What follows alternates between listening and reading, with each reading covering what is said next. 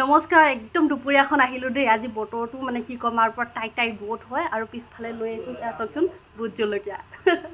ইমান ৰ'দত একদম ভোট জলকীয়া লৈ আহিছোঁ নহয় মানে নামটো শুনিলে গৰম সিজা একদম পূৰা জ্বলি উঠে নহয় জানো বাৰু কিন্তু কি কৰিব কিন্তু তাতেই টকা আছে সেইকাৰণে মই আপোনালোকক দেখাবলৈ আহিলোঁ এয়া চাওক জলফাই আচাৰ ভোট জলকীয়া আচাৰ এনেকৈ বনাই মেলি আমাৰ তৰাণীগাৰ মানে ভতিজা এজনে